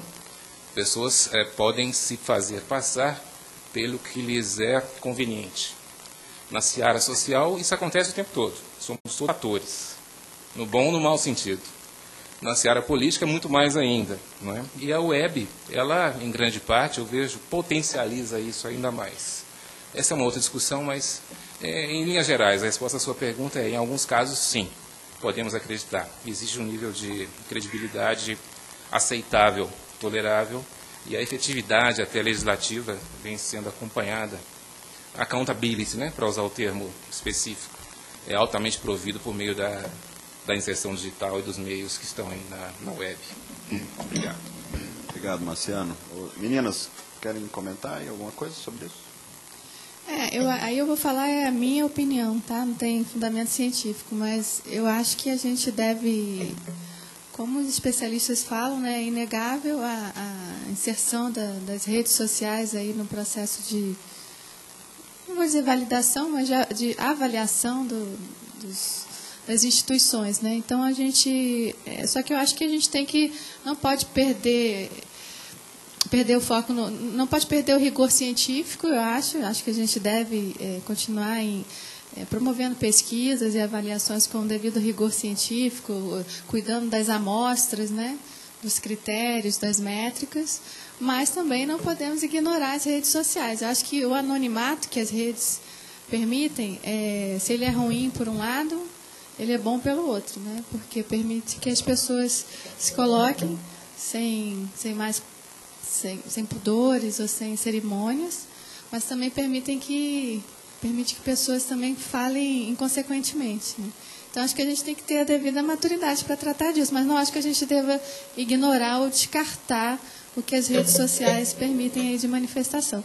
Em relação à Islândia, eu discordo um pouco sobre o fracasso, né, do processo. Eu acho que o fato do parlamento não ter acatado o projeto tem a ver mais com o que o Cristiano relatou de total distância, né, entre o processo de discussão no Conselho e a articulação com os parlamentares. Acho que eles foram um pouco pretensiosos, talvez, o Conselho, no sentido de não, desde o início, levar em conta que, no final do processo, os parlamentares iriam decidir. Mas não acho que tenha sido o fórum ali de discussão tenha sido motivo de fracasso. Não acho. Sobre a questão do Big Data ainda, né? Eu estou dando uma colada aqui no guia que eu recebi. E o webinar que vai ser acho que dia 27. O tema dele é exatamente o que fazer com o Big Data governamental, né? O que fazer com os dados da sua agência, né? De repente, ok, as redes sociais tem essa questão das pessoas não poderem ser falsas e a questão da credibilidade e tal, mas a gente tem o dado produzido pela própria instituição, né? E eu acho que isso aí também já é um passo aí para ser trabalhado. A gente tem uma base enorme aí de proposições que está crescendo aí todo dia. E acho que isso aí talvez seja um start aí para começar a trabalhar.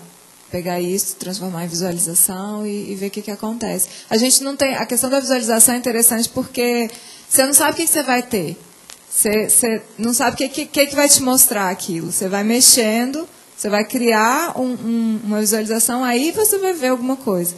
Você não sabe antes. É igual o Analytics, né? O Google Analytics que a gente está usando aqui nas estatísticas do portal. Às vezes a gente vê lá o resultado de um mês aí de acessos numa página de uma comissão e descobre que um belo dia teve um acesso assim, super alto, fora do padrão normal. A gente vai investigar o porquê que aquilo aconteceu. A gente investiga os pontos ali fora da curva para ver o que trouxe esse acesso. E aí, com isso, você vai descobrindo várias coisas. É uma coisa bem de descoberta de conhecimento também. Bosco, obrigado pela pergunta. Eu acho assim, Uma coisa é validação de informação, né? E a própria ideia da web semântica é trabalhar isso. De você poder ter mais qualidade de informação, né? Nós tivemos um momento aí, até agora, de, digamos assim, se lambuzar de informação, né? As pessoas poder colocar todo tipo de informação, essa informação pouco cruzada, e agora a web semântica, a evolução da web, né, que vem da 1.0, 2.0, e a web semântica diz que é o 3.0, seria então dar qualidade a essa informação e cruzar esses dados e etc. A outra coisa é a validação de digamos assim, interações, de participações, de opiniões e etc. Aí nós entramos num campo um pouco mais complexo, que é o seguinte: uma coisa é existem aí estudos que mapeiam esses tipos de interações, né? Então, uma coisa é você dar uma opinião sobre um projeto de lei. Outra coisa é você prestar uma informação que vai ser útil àquele projeto de lei. E a outra coisa é você dar uma opinião, gosto, não gosto, demonstrar seu sentimento. A outra coisa é você dar uma opinião qualificada, colocar com argumentos, com dados e etc. Então, existe uma série de formas de interação que aí depende da finalidade que a gente quer. Por exemplo, no caso da democracia, tem lá uns americanos da Universidade de Colômbia que falam: queremos fazer a democracia aqui nos Estados Unidos. Só que eles querem fazer dentro da universidade. Eu falei: então, vocês vão detonar a principal coisa da democracia, que é estar dentro do parlamento. Isso é um processo onde essas contribuições podem realmente ter efeito na tomada de decisão. Estar fora não quer dizer isso. O Open Congress tem processo de participação, só que não chega no parlamentar, não entra. Então, tem esse problema. Bom, mas aí um dos pontos lá que a gente estava discutindo é o seguinte: vocês identificam os usuários da democracia? Sabe quem é, quem não é? Tem alguma certificação para saber se o Cristiano Ferri que está lá é o Cristiano Ferri mesmo, com o título de eleitor tal, o CPF, não sei o quê? Não, não tem. Pô, mas aí como é que vocês vão dar valor, então, a essas contribuições? Porque se você quer dar valor ao que, você tem que saber o quem, né? Esse é um princípio da democracia digital. Mas não é bem assim. O nosso foco da democracia, exatamente por essa dificuldade de identificar e etc., hoje já existe mecanismo, podemos, inclusive, fazer isso, é valorizar as contribuições. E essas contribuições devem ser valorizadas pelo decisor político. Então, na verdade, o nosso objetivo é o quê? É fortalecer a representação. Essa representação, então, ela começa a ser feita utilizando o crowdsourcing.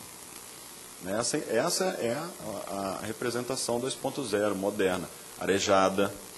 Em vez de tomar decisão entre quatro paredes, nos gabinetes, tomar a decisão mais aberta, ouvindo mais a sociedade, etc.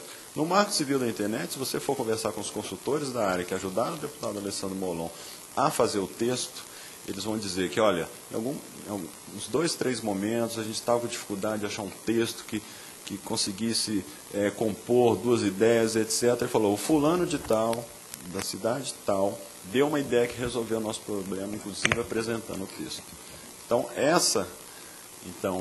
essa representação mais aberta, se aproveitando da inteligência coletiva, mas mantendo a sua concepção original de que precisamos de um mediador político, alguém que vai sentar na mesa para negociar, que isso ainda é importante e vai ser por muito tempo. Eu não vejo ainda forma de substituir isso da democracia direta. Então, essa validação da participação, então, respondendo a sua pergunta, ela é feita pelo decisor político, de forma mais aberta, arejada, para que as outras pessoas vejam se ele está fazendo bem e que isso também seja computado no processo de decisão eleitoral depois. Falar: ele foi um bom parlamentar porque ele foi arejado, ele fez um mandato aberto. Se você procurar na internet hoje, mandato aberto, uma nova ideia de fazer mandato. Por exemplo, o deputado receber no gabinete as pessoas com streaming online pelo Twitch Câmara, tá? As pessoas veem como é que ele está fazendo as reuniões, despachando. Então, tem essa ideia. Então, a questão da validação é... E outro exemplo aí na linha que o Falcão trouxe é do Observatório da Dengue, que o Ministério da Saúde, quando ele vai investigar os focos da dengue, ele demora lá uns 10, 15 dias para chegar naquele... Então, já morreu gente nesse íntere, morre um, morre dois, morrem os meninos. Aí fica os doentes e falam: naquela região está tendo muito problema de dengue. Vamos lá e manda o fiscal, entra na lista, depois não sei quantos dias já morreu, não sei quantas pessoas, entra lá na lista. Não, tem um foco aqui, eles entram com uma ação sanitária. O Observatório da Dengue foi criado com essa inteligência de análise de web, de redes sociais, com análise de sentimentos, etc., por um projeto pioneiro nessa área aqui no Brasil, que é o Observatório da Web, feito pelo UFMG, pelo professor Wagner Meira. Ele conseguiu, então, com base nas conversações das redes sociais, Facebook, etc., por exemplo, a mãe falando, acho que meu filho está com gripe, mas essa gripe está muito forte, eu acho que é dengue. A outra, meu filho acabou de falecer e tal. Nessas conversações, ele consegue, em 2 dias, detectar o foco da dengue. A ponto do Ministério da Saúde, então, fazer um convênio com o Observatório da Dengue e incorporar esse processo lá nos seus processos do dia a dia. Por quê? Com análise disso aí. Agora, a Câmara está... É um desafio fazer isso, né? Fazer uma análise para fins de políticas públicas, o que o brasileiro pensa sobre MP dos portos, né? E que brasileiro pensa o quê? O que o brasileiro da região norte pensa, com base nas conversações das redes sociais, sobre o MP dos portos, e o da região sul e sudeste, né? E quem são esses brasileiros que estão falando isso? Fazer esse tipo de análise, que eu acho que é uma tendência, nós vamos conseguir fazer um dia, está sendo aí, tem uma série de projetos tentando nesse sentido. Existe aí um processo tramitando na casa, né? A Simone está trabalhando nisso, eu também, de ter uma ferramenta que faça essa análise na casa e que dê algumas informações, ainda que precárias, todo um processo de evolução aí que vai ser necessário, para que o presidente e os deputados tenham algumas noções de como pensa o brasileiro sobre essas discussões que estão tendo aqui, né? Em vez de pagar, então seria uma coisa assim. Gente, mais perguntas, comentários? Temos aí mais uns 10, 15 minutinhos. O Rogério, por favor. O nome de onde trabalha? Rogério, eu trabalho lá com o Cristiano e Mariana, lá na Coordenação de Cidadania, Qualidade Legislativa. Só respondendo, eu não sei se o Bosco fez uma pergunta direta em relação, por exemplo, ao gabinete parlamentar, né? Como é que eu posso ajudar o parlamentar, eu posso usar e ter a credibilidade na rede, né? Eu acho que diretamente o exemplo que a Mariana colocou lá sobre essa nova ferramenta do Google, né? Se eu não me engano, aquela bolota maior lá era o Larry Page, e eu acho que isso pode ser diretamente usado pelo parlamentar. Quer dizer, se ele tem dúvidas sobre um determinado assunto, um determinado tópico, ele pode acessar diretamente aquela informação, aquele tópico que foi colocado, usando lá o Google+, e ali vai ter as pessoas já que influenciam a rede. Quer dizer, não são avatares, é o Larry Page, ou é o Obama, ou é alguém que tenha mais ou menos credibilidade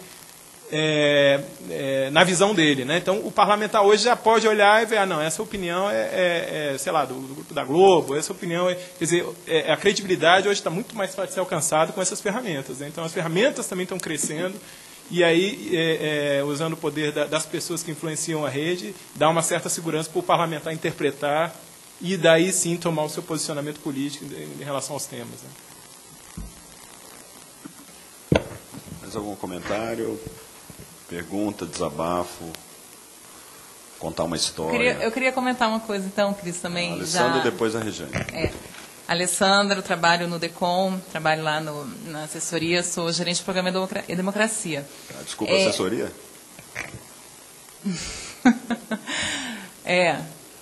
Tinha que perguntar.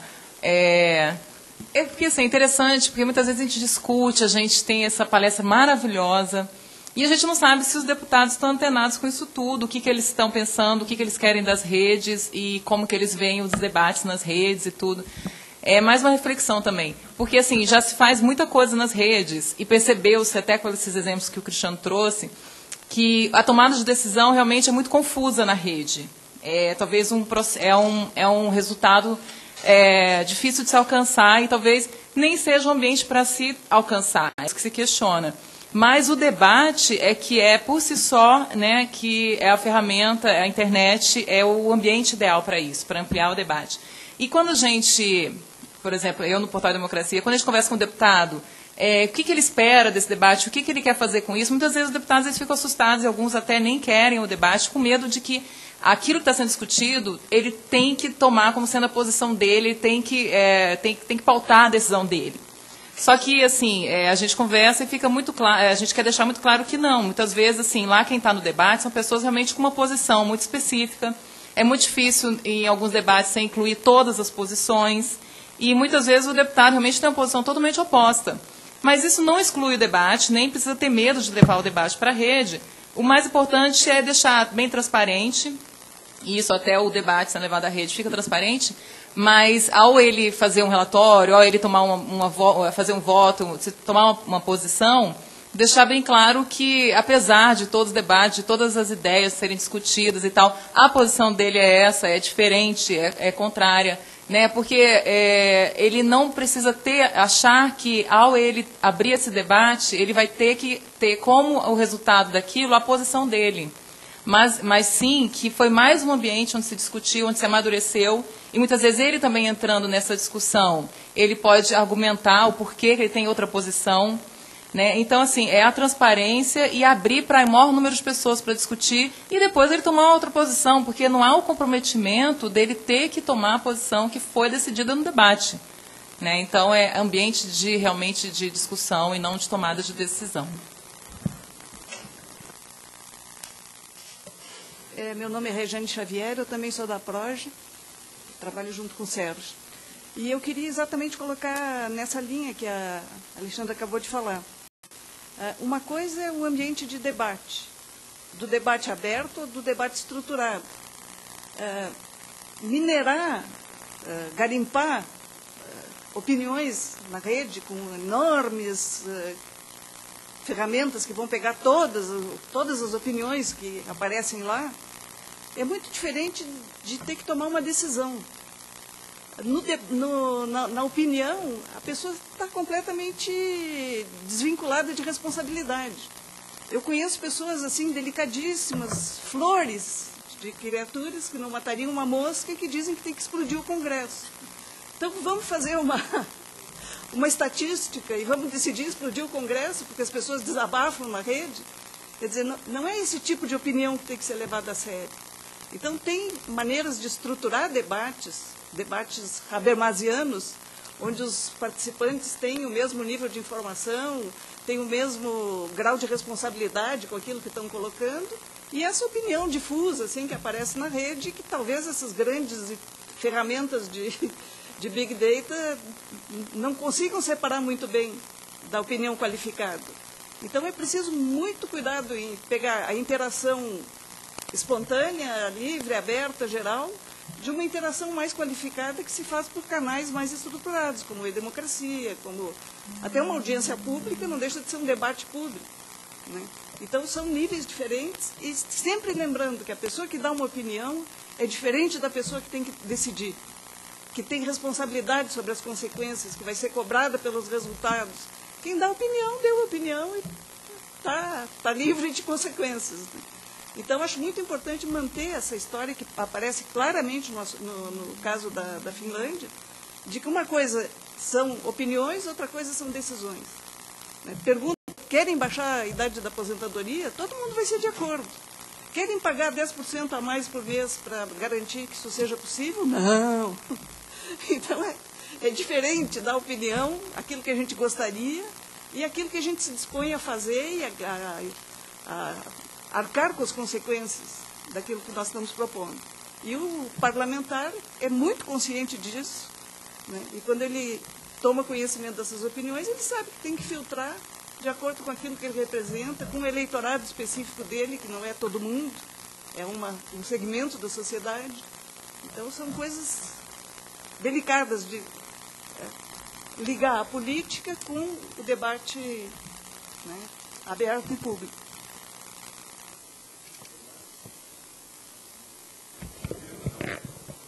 Então, Luiz Cláudio Nobre, para fechar, então. Uma coisa que me incomoda muito é a baixa credibilidade, né, que foi apresentada aí do Congresso e dos partidos políticos. Como é possível vencer esse obstáculo, tendo visto essas iniciativas aqui? Pô, pergunta assim, simplesmente? Pô, assim tá fácil. A pergunta por que isso acontece? É uma pergunta direta. É uma pergunta direta. Mas como é que vocês vão buscar se associar com entidades externas à Câmara? Ou essas iniciativas vão ser internas mesmo? Como é que vai buscar essa credibilidade que é necessária a essas iniciativas? Está entendendo? Luiz, existe uma grande reflexão aí sobre a crise da democracia, o déficit democrático, crise da representação, né? E aí existem diversas correntes. Umas defendendo, por exemplo, a revolução desse sistema, a substituição do sistema representativo, que a gente conhece, clássico, da democracia liberal clássica, por um sistema totalmente novo, que teria o menos representação possível. Né? É o que defende, por exemplo, o professor Benjamin Barber, com a ideia de democracia forte, strong democracy, que é, em vez de ter parlamentos, as pessoas formariam conselhos municipais e participariam temporariamente desses conselhos, esses conselhos seriam abertos para todo mundo, e existem outros modelos nesse sentido, a ideia de democracia pura. Se quiser saber sobre isso, coloca no Google democracia pura, o que é, que a ideia então é que a representação é o grande vilão. Existem outros processos, mais ou menos, né, outras formas de pensar, que dizem que, na verdade, o sistema liberal clássico ele tem que ser melhorado, tem que ser reformado. Ele tem alguns déficits, ele não está em crise, ele tem alguns déficits de democracia. Esses déficits têm que ser supridos, para que alguns problemas sejam minimizados. Um desses déficits, que é um problema muito claro, é o seguinte, que há pouca conexão entre o parlamentar e o cidadão. De que, enquanto o candidato, essa conexão é mais ou menos forte durante o processo eleitoral, uma vez que ele se transforma no mandatário, ele só vai ter uma conexão de novo daqui a 4 anos. Então, todo o trabalho que a gente está fazendo isso é para reduzir esse déficit democrático e permitir essa interação durante o exercício do mandato. Uma outra coisa é a questão da transparência, que é esse processo de decisão seja cada vez mais transparente, que é o que nós estamos fazendo aqui. As audiências públicas são todas agora online. Todos os eventos são online, com participação e interação. Os deputados têm que justificar. O deputado que abre um processo participativo, ele pode dizer que ele não quer tal coisa, mas ele justifica porque não quer, né? Então, existem diversas opiniões, o que nós mostramos aqui são algumas tentativas em diversas instituições, né, democráticas, para melhorar isso, para dar mais transparência e etc.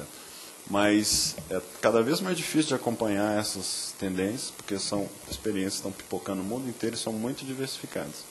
Você vê, por exemplo, o orçamento participativo na sua modalidade digital, já tem aí milhares de cidades no mundo inteiro, cada um com a sua forma diferente, de acordo com os seus contextos políticos, sociais, culturais, econômicos, etc. Então, o que nós estamos acontecendo aí é um boom de inovação democrática, né? E cada um com as suas peculiaridades. Por exemplo, essa ideia do parlamento aí francês é muito bacana, coisa que eles criaram, que seria importante para eles. A nossa ideia da democracia é totalmente diferente. Você vai lá, o senador virtual do Chile é outra coisa, né? Nos Estados Unidos não tem isso não entra lá no parlamento, isso acontece pela sociedade, né? Cada um tem suas peculiaridades, aí vale a pena a gente acompanhar, e a nossa geração vai ver isso, essa revolução ou transformação na política, né? Para ser uma política mais arejada, mais participativa. Qual vai ser o matiz, o ponto certo aí de cada país e tal, aí vai ser um desafio acompanhar isso, né? Um país vão ser muito participativos, outros menos, outros participativos de um jeito, menos de outro, né? Então vale a pena a gente acompanhar isso aí. Só um adendo aí, ficou claro naquela pesquisa que a gente fez com cidadãos para o planejamento estratégico, o pouco conhecimento da atividade do parlamento. Em primeiro lugar, se ele não sabe para que serve, ele não vê valor e não sabe nem como participar, não tem interesse. Então, uma das coisas é que talvez explique a baixa credibilidade também, seja o total desconhecimento, não sei se é causa e efeito do quê, mas o fato é que, na média, o cidadão não compreende bem para que serve, o que faz, vê aquelas brigas, aqueles debates acalorados em plenário, pô, claro, confusão, fica todo mundo gritando, todo mundo, como é que pode? Ou então vê o plenário vazio, né? E o fato é que o cidadão não conhece bem o que se passa aqui dentro, para que serve, como é que funciona, como é que ele pode participar. A gente identificou também na pesquisa que ele quer participar, mas ele não sabe como, ele não entende direito como é que é isso. Não, só para fechar, eu acho que a sua resposta, a sua pergunta eu não sei, né? Acho que depende essencialmente dos deputados, né? Do que eles fazem, e mais que isso das boas escolhas que os eleitores fizerem, né? Então, isso é um processo longo aí, de educação, etc, que a gente sabe. Mas aqui nós, da Câmara, o que a gente pode fazer para melhorar esse processo e aumentar a credibilidade, eu acho que é basicamente divulgar os feitos, os bons feitos, principalmente, e a atividade legislativa. Então, em relação às redes sociais, por exemplo, uma discussão comum que a gente tem lá na SECOM é se a gente deve interagir. Às vezes você põe um post no Facebook, tem 5.000 visualizações e 3 comentários. Os 3 comentários é assim, cara, quando é que vão votar essa pi e tal? Né? Só a baixaria, né? Ou, enfim, baixaria. E aí, assim, eu não acho que a gente tem que se preocupar com esses 3 posts e interagir com essas pessoas. Eu acho que a gente tem que ficar feliz com as 5.000 visualizações virais que aquele post teve. Porque, de alguma forma, aquele meu amigo, eu tenho vários amigos que falam, você trabalha aí, não sei o quê, que palhaçada, né? A gente sabe, todo mundo deve passar por isso. E esses amigos compartilham um post quando a gente diz que a Câmara está fazendo uma enquete sobre o voto aberto. Eu vi isso, né? A Coordenação de Participação Popular fez essa enquete, a gente está divulgando nas redes. Eu, pessoalmente, compartilhei no meu Facebook. E eu não fiz piadinha para não provocar. O grosso dos meus amigos que fazem esse tipo de piada comigo, que trabalham no Congresso, eles compartilharam. Então, eu tenho mais interesse nesse compartilhamento do que nos 3 caras aforados falando um monte de baixaria lá no perfil.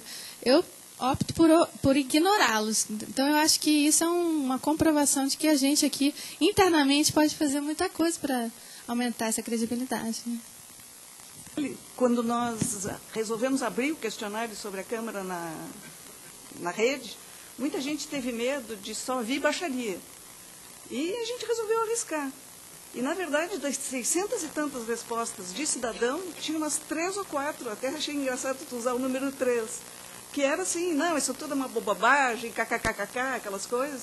E o resto era gente com sugestões, com ideias, com posições, com vontade de discutir mesmo.